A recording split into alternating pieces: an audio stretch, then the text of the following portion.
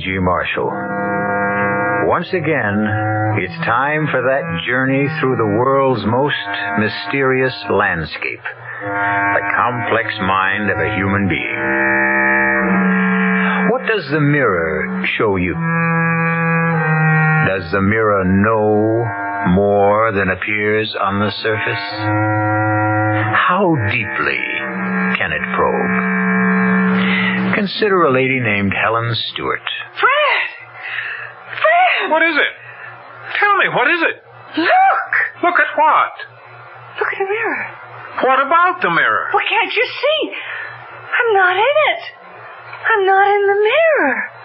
I've lost my reflection. Fred, do you know what this means? Please, Helen. It means I no longer exist. It means I've disappeared.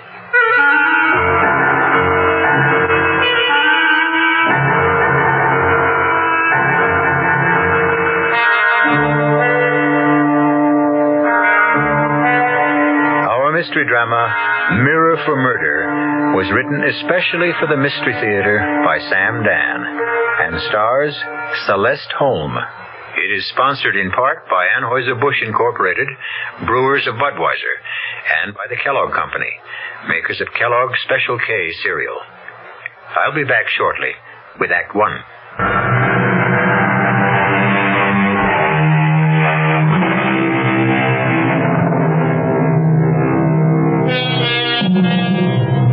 Future historians will look back on our times, and they will, of course, give them a name.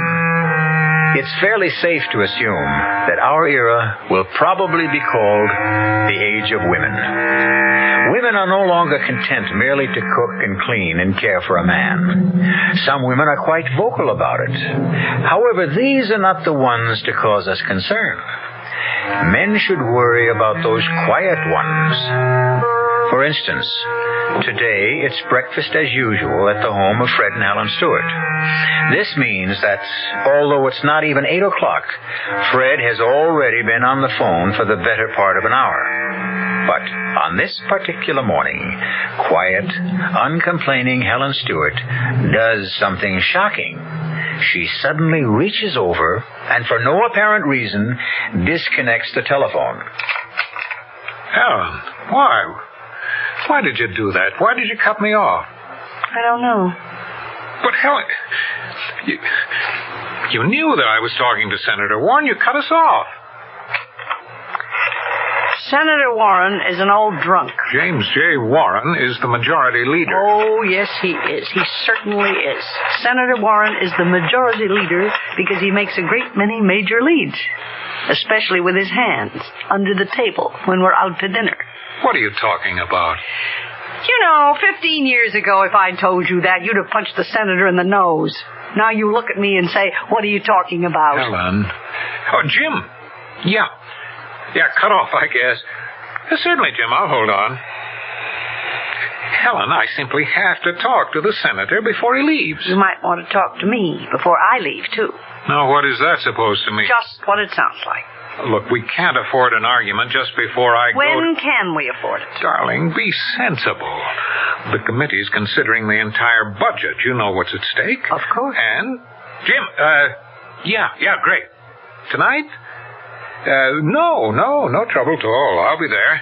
You bet. Thanks, Jim. Bye.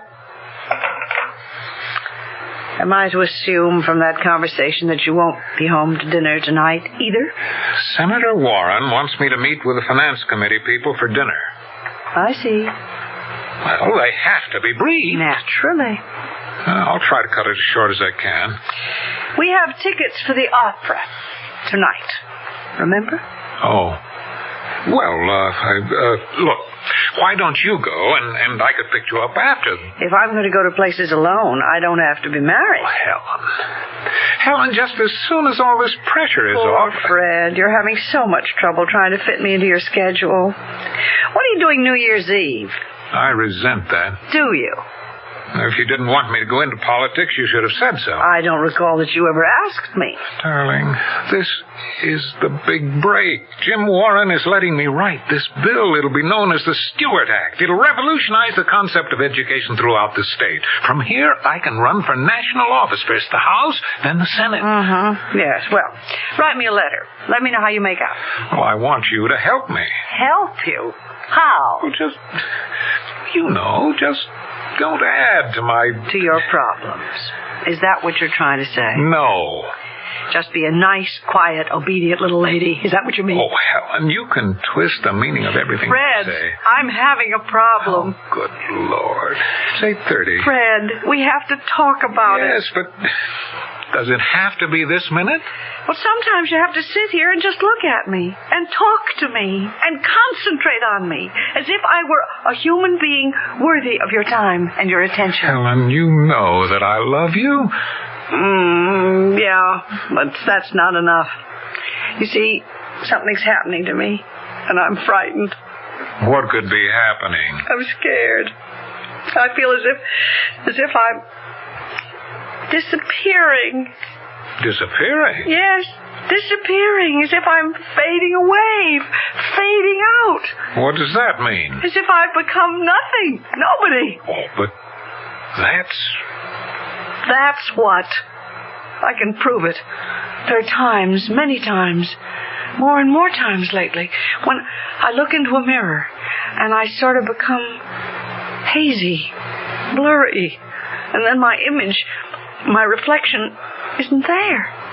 It's just gone. Helen. I'm gone. Look, you've got to see Dr. Gordon. Why do you keep sending me to other men, Fred? I know what's happening. I am disappearing. I'm fading out of your life. Now, that is not true. I need you more than ever. For what? We'll talk about it tonight. But you won't be here tonight. Tomorrow morning. I may not be here tomorrow morning. What? I may be gone. Gone? Gone where? I don't know. Where do people go when they disappear? I'll answer it. Hello? Just a moment. It's the senator's office. Should I tell him you're busy and you'll call back? How can I tell him I'm busy? Give me the phone. I see. Hello? Yes, I'll hold on. Helen, Goodbye, Fred. Where are you going? Where am I going? Fred, look in the mirror. Just look, Fred. In just a minute. Hello? Jim? Yeah. Oh, I've got all the figures, everything we need. Look in the mirror, Fred. I've disappeared. No, Jim, we've got solid proof. Where did I go, Fred? Where did I go? Please, Fred, tell me what happened to me. Jim, the opposition will simply have to throw in the towel. Nobody can afford to vote against this bill. Fred, where did I go? You can control every single dollar. Fred, I'm going to have to find myself. The voters know whom to thank for it. Goodbye, Fred. Goodbye. Jim, the newspapers will eat it up. How can we possibly lose?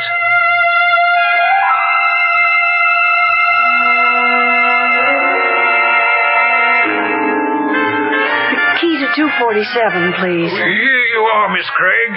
How did you enjoy the skiing this morning? Fine, thank you. Planning to stay with us for a while? Well, I know it's quiet here. We're off the beaten tourist path. I'll see. Oh, you have a message, Miss Craig. A message? That's impossible. Impossible? Well, nobody... I don't see how anybody... A gentleman asked for you. For me? Yes, for Miss Helen Craig. That's you, isn't it? Yes. He said to tell you that he'd be waiting for you in the coffee shop. Oh, well, thank you. Hello, Helen. How did you know my name is Helen? Well, I've been waiting for you the past couple of days. I didn't know for sure when you'd show, what name you'd use. So I sneaked a peek at the register. Helen Craig, huh? Well, that's as good a name as any. What do you mean you're waiting for me? I don't know you. Of course not. Let me introduce myself. Mike Perry. Please tell me what this is about, Mr. Perry. You know, I never believed the contact would be a dame. This woman slip thing, it's running wild. Although, a dame is smart, but Who'd figure a day? You obviously have me mistaken for someone else. There's no mistake. You know it, and I know it. But you're playing it right. Cool, okay. We're ready to deal. Once again, Mr. Perry, there seems to be some mistake. Yeah. See, we gotta set up a meet between you and my boss. He's due in tomorrow. He's got the dough and the details. Mr. Perry, please, excuse me. Sure. I may want to talk to you later. You'll be around, won't you? Mr. Perry, please, whoever you are, do be good enough to excuse me. Just a minute. Who is it? Room service. Well, I'm afraid there's a mistake. I mean, I didn't order Compliments anything. to the house. Oh, Let me set this down. well, thank you. My name's Farrell. Yes? I've been assigned as your contact. My what? Your contact. What's going on? It's safe to talk. I've checked the room out. There aren't any bugs. I don't understand. So you're Rose Temple. I'm not any Rose Temple. You're mistaken. I'm Helen Craig. Naturally, you wouldn't use your real name, but everybody in the department knows about you, and I consider it a privilege to work with you. Please, let me explain. A mistake has You're been... very unorthodox, but you do get results. Well, what makes you think Simple. We knew you'd be contacted by Mike Perry as soon as you got here. I've had Mike under surveillance every minute. Now, Rose... I'm not Rose. You're absolutely right. You'll have to concentrate on your new identity. I'll call you Helen. How did you do it? How did I do what?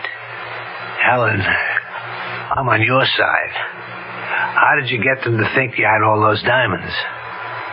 Mr. Farrell, there's something very wrong here. Okay. There's certain things I'm not required to know. I was just curious. Mr. Farrell. Did Mike Perry set up the meeting yet? Mr. Farrell, Why don't you call me Jerry? you're making a big mistake. You never relax, do you? Well, that's probably the secret of your success. I simply don't know why you both think... You'll have to tip us off as to where the rendezvous is so we can move in and make the arrest. Oh, sure, I'll do that. Look, what's that? What? Look! Look at what? The mirror. What about the mirror? Are you okay? Oh, yes! I'm fine! I'm all right! Yeah, well, why don't you get some rest, huh? I'll see you later.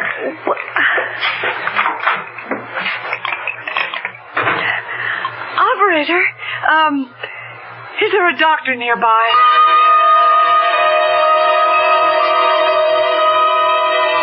Well, I'm not a psychiatrist. I'm just an ordinary old country doctor, you know. What do you think about the mirror? I mean, the mirror, Dr. Bellows. Now, tell me again. Back at home, you disappeared from the mirror. Right.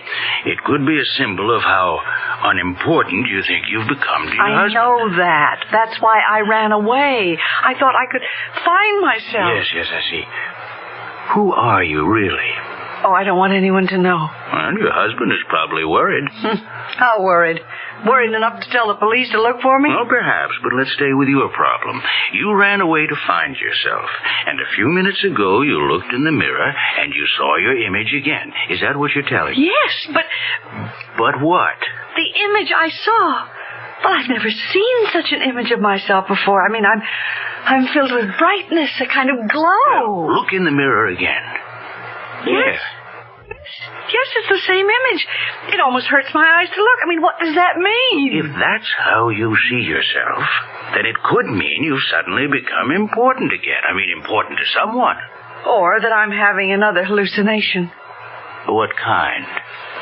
Oh, doctor, I'm hallucinating. I must be. That I'm some sort of an agent. An agent? A double agent.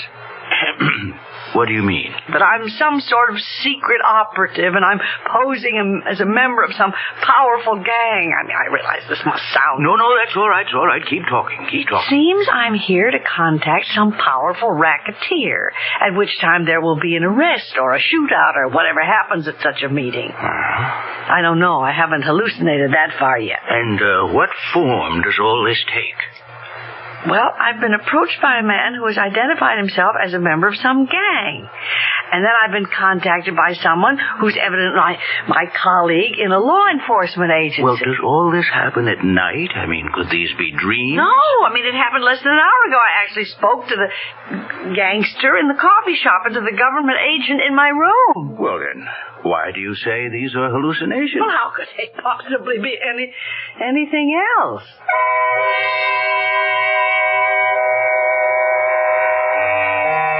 What we're up against here is reality. We have witnessed a scene between Helen and Mr. Perry, and between Helen and Mr. Farrell. It all sounded real. But Helen is a troubled lady, and either way, it's a troubled situation. If it's a fantasy, that's one kind of trouble. If it should happen to be real, it's another kind of trouble. However it goes, I'll be back with some answers when I return shortly with Act 2.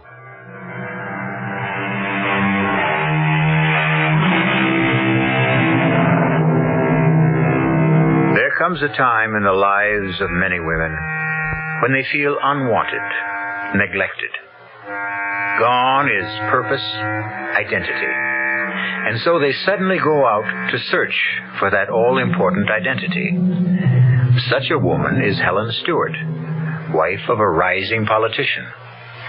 We find her in a remote mountain resort where it seems that two other men have found her as well, a racketeer and a police agent, each of whom thinks she is there for a rendezvous. Or is all this in her mind? Is there really a racketeer? Is there really a police agent? Are you saying, Dr. Bellows, that I'm not hallucinating?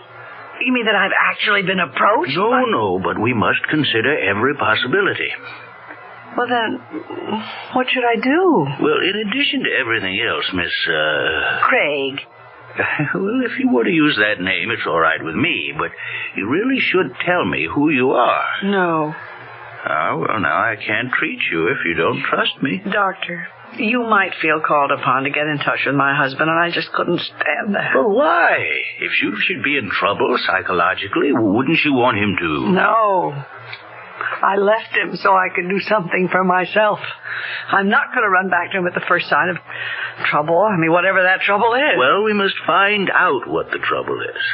First, we must make sure that you are hallucinating. How? Well, now let me see. You've been approached by two men. What are their names? Well, the one who seems to be the gangster calls himself Mike Perry. The other one, Jerry Farrell, claims to be a police agent. He works here as a bellman. Mm-hmm.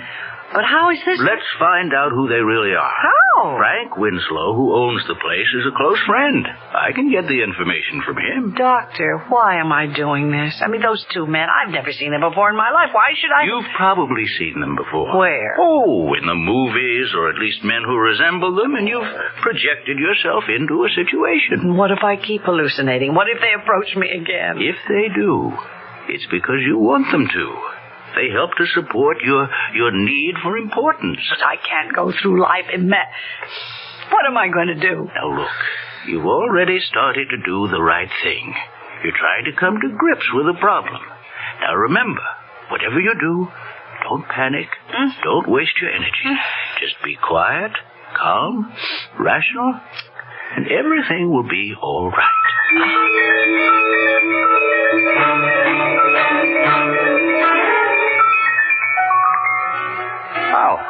How come you ain't on the slopes? I'd rather sit here and read. Mind if I join you? Buy you a drink? I don't drink. Well, let's talk anyhow. About what, Mr. Perry. As if you don't remember. Okay. We'll talk, Mr. Perry. The big fellow. I'm supposed to tell you this. He ain't gonna be here till day after tomorrow. Now, don't blow your stack. Believe me, I had no intention. Oh, you don't kid me, baby. You don't give nothing away. But you must be doing a burn. Really? Why? Because every day you hold that ice, the harder it gets and the more it can melt. Oh? You were told you could have the deal tomorrow, okay. You showed up. But where's the big fella? I don't know. Where? His daughter's getting married tomorrow. So he can't make it. Well, that sounds reasonable enough. Well, that's no way to do business, and you know it. So I was thinking, why not do business with me? With you? Look, the big fella can't last much longer anyhow. I mean, what if I can raise by tomorrow morning half of what the big fella offered? It's less, but you got this one advantage. Yeah? With me, you got a deal. Cash on the line. You're out. You're clean. What do you say? Let me think about it.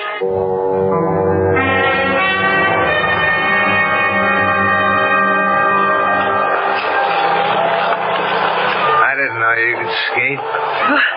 Well, what are you doing here, Mr. Farrell, I keep an eye on you. You were observed in the lounge talking with our friend, Mr. Perry. Oh, so?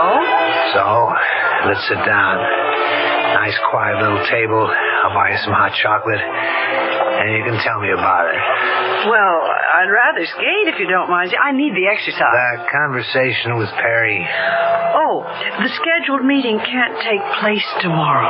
Why not? The big fella's daughter is getting married. What's the new date? Day after. I don't like it. Every extra hour makes it more dangerous for you. Well, there was an alternate suggestion. Yeah? I could deal directly with Perry. With Perry? He's willing to double-cross the big fella. Oh, so Perry figures to move against his boss. That makes it very rough for you. Why? Would you agree to deal with him? I'm thinking it over, supposedly. Bad. He's given himself away as soon as he realizes you're expendable. What can happen? He'll set up a meeting place. You show up with the diamonds. You get killed. But That's why I have to be there. We have to get Perry first. Oh. Of course, this blows the objective the office had set up to catch the big fella, but we have to save your life, huh? All right, where are the diamonds? The diamond. Never mind. It's better if I don't know. But there are no... So Perry's decided to make his move against the big fella at last, huh? I'll have to check back and find out how we're supposed to play this. Meanwhile, you have a weapon I don't know about? A weapon? Yeah. Word is that you never carry a gun. I checked out your luggage, but I can't believe you don't have something on you somewhere. Do you have a gun? No. You know, you're too good to be true. What does that mean? You're the most unlikely agent I've ever met. Well, maybe that's because I'm not No, you are. And now I know how you made your reputation. It's that air of innocence, naivete. And that's your strength, your armor. Well, you can get away with that against the upper crust criminals. The what? The upper crust, the gentlemen. The con artists, the flim-flammers, those are the guys you've tangled with. Bust one of those guys, they come along quietly, but now you're up against killers. Make sure I'm always close to you. Don't make a move unless you tell me.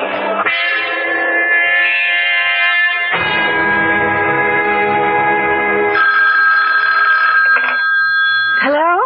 This is Dr. Bellows. How do you feel? Oh, I've been hallucinating. I think I've just had a discussion with both of those men. The racketeer and the government agent? Yes, Doctor. Mm-hmm. And how did it go?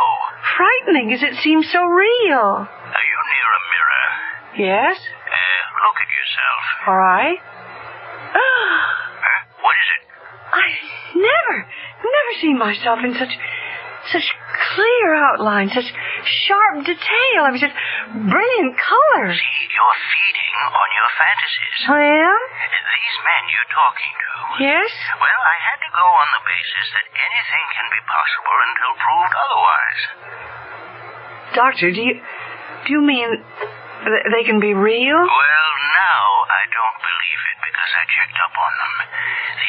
The so-called gangster. Mike Parry. Yes. He's a partner in an export-import company in Philadelphia, a most reputable firm. And the hotel employee... Mr. Farrell. He's only been working there for a few weeks, but he has excellent references. Recommendations from employers that extend back over 15 years. I see. So now, we can definitely dismiss these as fantasies.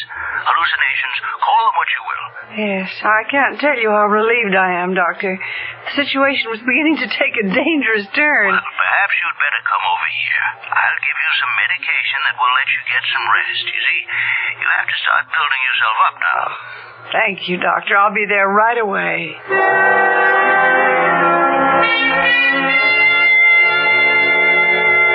But why, Doctor? Why are they so real? Because, you see, you need them. You need them to restore yourself. Can't you see what's happened? What? Well, you felt as if you had been, wiped out. So you retreated into fantasy to restore yourself. Yes. Well, that's all right for a start, but you will have to accept reality, you know. Huh? Find yourself, your identity in the real world. Yes, I know. Go back to your husband. Oh, I'm not sure I want to. Do you love him? Yes. And does he love you? Well, I think so, but what good is love if all it does is to make two people unhappy? If you love each other, you'll find a way to live together without destroying either one of you. Oh, I don't know. Oh, excuse me. Someone's come into my waiting room. I'll be back in just a minute.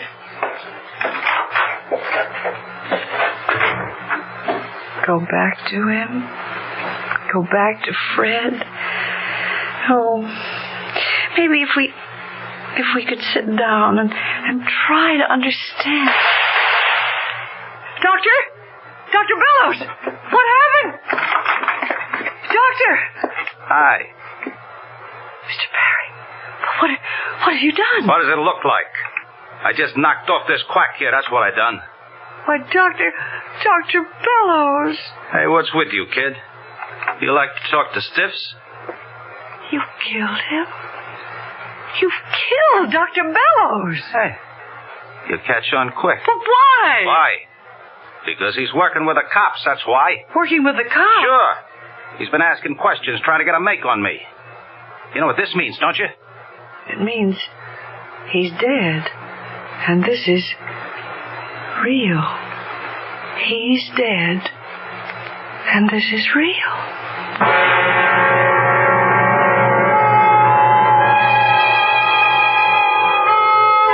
She looks at the dead man lying on the floor, and then she glances in the mirror.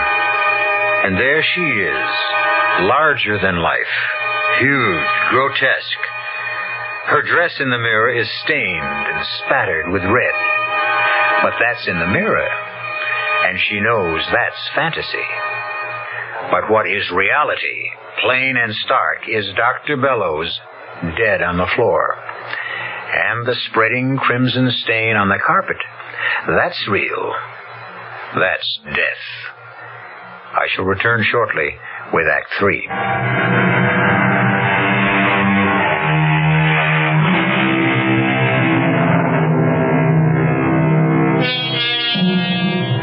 For some, life is an unstable blend of reality and fantasy.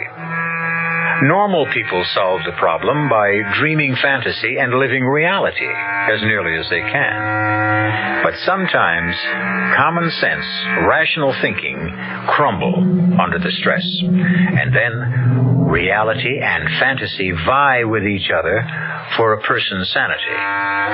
Right now, what Helen Stewart is looking at is no fantasy. It's a dead body. And talking to her is no figment of her imagination, but a living killer. He could have busted this thing wide open, and you and me could have landed in the clink. But you didn't have to... Come off it, sister. You don't need that act anymore. You've seen plenty of stiffs in your day. You even might have made your share of them, too. Now, about the ice. The ice? The diamonds. You got no choice. You got to deal with me now. It's me or nobody. Neither one of us can hang around here much longer. It's going to get hot. Mr. Perry, you see, I don't have the cops, the feds, and I'll bet the Interpol guys are in on it, too. You don't heist that kind of ice without everybody taking a hand. Hey, tell me something. How'd you doing? I want to get out of here. Oh, sure. I shouldn't be bothering you with questions, but... What a caper that must have been, huh? I've got to get out of here. Okay. Let's get back to the hotel. You bring the ice to me, I'll be in my room. And I'll have something for you, too.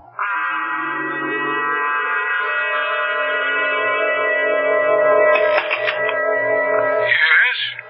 I'd like to make a local call to Dr. Bellows. Dr. Bellows? Yes, Dr. Bellows. Well, I guess you haven't heard. It only happened a little while ago, but Dr. Bellows is dead.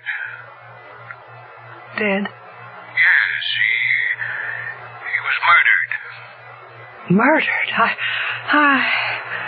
Yes? Nothing. Nothing at all. Never mind. And it did happen. It's real. I was there. And Mike Perry is a killer. Now I need... Yes? There's a bellman. You know, the man named Farrell? Yes, Jerry Farrell. Yes. That's the one. Could you send him up here right away? Well, I'll try to find him. Please, hurry. It's very, very important. Sure. Oh, miss, I have a call for you. Will you take it? A call for me? Well, who? It's from the hotel here. All right. I'll put it through right now. Hey, you got the ice? Mister, why do you insist? I know for a fact it ain't in your room. Where have you got it stashed, huh? Mr. Perry, I think you ought to know. Baby, I know everything I ought to know. Now you pick up that ice and be in my room with it in a half hour, see? Don't hang up. I've got to tell you. Oh, who's there? Open up. Who is it? Sheriff. The sheriff? Miss Craig, I believe that's how you're registered. Yes, that's my name. Helen Craig. I'm Sheriff Clegg here in Court County. Miss Craig, you have any identification? Oh, what do you mean? Any papers that could prove you're Helen Craig? Well, Everybody has papers. Driver's license. I don't drive. Credit card. I always pay cash. And a checkbook with your name. I don't have a checking account. Ma'am, you want me to believe you don't have a single piece of paper with your name on it that could serve as identification? That's right. I don't suppose I have. Where do you live? Where do I live? You're not from around here. You have to live someplace. Well, I just moved. Where did you live before you moved? It was an apartment. Might I know the address? 278 Northeast 86th Street, New York City. If we checked there, would we ever find a record of your having lived there? Oh, yes, I'm sure. Now, look, I may be a hick constable, man, but I know that New York City streets don't have northeast or northwest. Oh, well, then why? Why are you asking me all these questions? Dr. Paul Bellows was murdered less than an hour ago, and you were the last person to have seen him alive. Me? Matter of fact, someone heard shots and saw you coming out of the house afterward. Oh, but I didn't. You didn't what? I didn't kill him. I didn't say you did, but you was there while it happened. That means you got some explaining to do. Oh, my Lord. Oh. Well, what is it? What you staring at the mirror for? Look at me. I feel all of it. The whole glass. I'm twisted and hideous. Now, calm yourself, miss. Now, take it easy. Sheriff, I'm not Helen Craig. I mean, that is, I'm not anymore. I'm Helen, somebody else now. Helen who? I'd rather not say. See, I blundered into something I was mistaken for somebody else, and then... Just tell us who your husband is and where you're from, and we can clear this up quickly. Please, let me do it my way. I'm running away from him, and I can't just call on him to help me the first time I get into trouble. But do you have any idea of how much trouble you might be in? Yes, and it could ruin him. So you see, I'd rather do it my way. What's your way? See, there's a man right here in the hotel. He can clear me. Like you, he's a law enforcement officer. What kind? Well, I gather federal government. A G-man? A T-man? Secret Service? Who? I really don't know, but he could satisfy you and clear me and... Who is he? Better let me get there. Sheriff Clegg? Yeah. Who? What's man's name? Farrell. Jerry Farrell. Who found him? Yeah, I see. Dead. Okay, I'll be there right away. What were you saying about Jerry Farrell? It never rains, but it pours. First time we ever had a murder here, now we got two of them. This bellhop by the name of Jerry Farrell. Oh, but he's the government agent. You see, he could have told you. Told me what? Sheriff, a man named Mike Perry. See, he thought I was a member of the underworld and that I'd come here to make some sort of a deal. And then Mr. Farrell, who claimed to be a secret government agent, he insisted I was an undercover agent and that I was here trying to trap this Mr. Perry. Yeah? Well, I thought it was all a hallucination. And I went to see Dr. Bellows. And I guess it was all real. What kind of deal were you supposed to make with Mr. Perry? I was supposed to sell him some stolen jewels. Where are the jewels? I don't know. I never had... Then how can you sell them? Well, see, Mr. Farrell was supposed to arrange... It all turns on Mr. Farrell, doesn't it? Mr. Farrell's dead. Now, about Dr. Bellows. Well, I have to tell you, Mr. Perry killed Dr. Bellows. Perry, huh? Well, that's the Mr. Perry who's registered in this hotel. He's a gangster. Mike Perry. He's the one. I'm afraid this has to be the end of the line. Mike Perry's been coming to this place more than 10 years. Mr. Perry's a legitimate businessman from New York. But I saw him. I saw him kill Dr. Bellows. I saw him standing over Dr. Bellows' body with a gun in his hand. I heard him. And he said he just killed Dr. Bellows. Now, it won't be too bad for you. Well, try to believe me. I don't think it's first degree. That's a help right there. All these hallucinations, you probably got insanity working for you. Oh. Who knows? You could even get off. Oh. Now, you want to tell us who you are? I can't. It'll have to come out. But I just can't. Now, you just better sit there and think about it. If you're trying to protect your husband... It's not that. It's... Sooner or later, we're going to find out who you are. Now, just think about it. Sit here. Yes. I'll be back. And whatever you do, don't try to leave this hotel. Sheriff, am I under arrest? What do you think?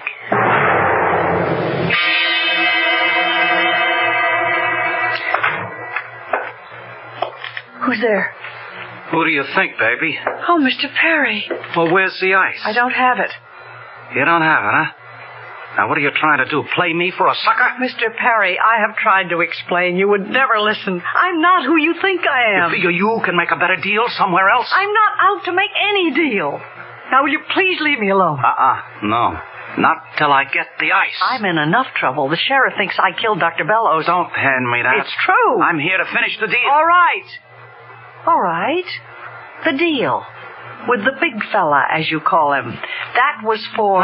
Give or take $1 million. You said you could pay half, all right? Show me your money.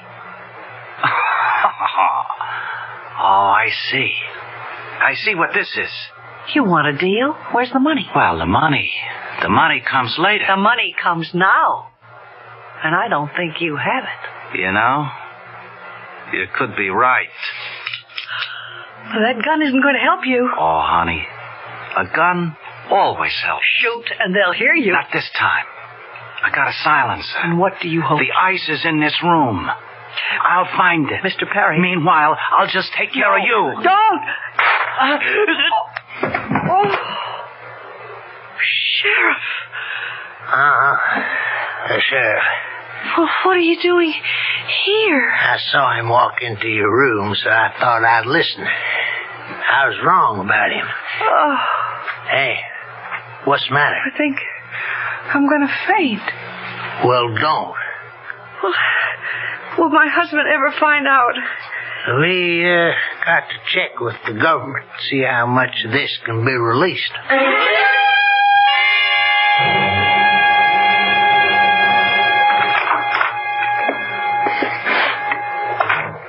Fred? Helen? Oh, Helen. Oh, hello, Fred.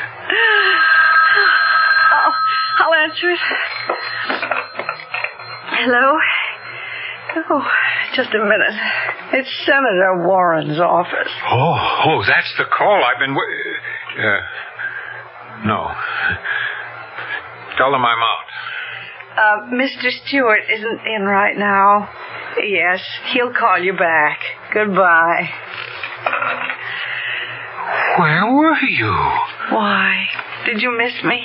Oh, I can't tell you how much. Well, you see, I just went away. Oh, I missed you so much. I almost went out of my mind. Did you? I tell you how crazy I was. I'd look in the mirror and I'd actually see your face there, even though you weren't there. So you see, you were wrong. Your image, your reflection hasn't disappeared. Look. Just look in the mirror. What do you see? I see. Oh, Fred, I see both of us clearly. Very clearly. Oh, darling. Now, tell me where you went and what you did. Oh, well, I didn't really go anywhere much. And I really didn't do anything.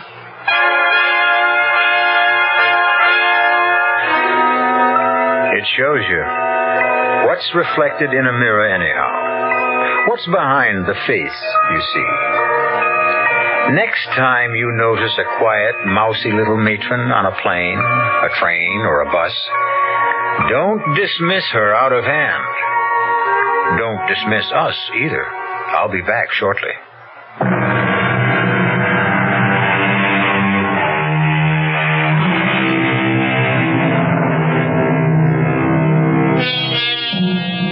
Helen Stewart, a lesson to all of you gentlemen out there who don't see your wives' faces in the mirror anymore.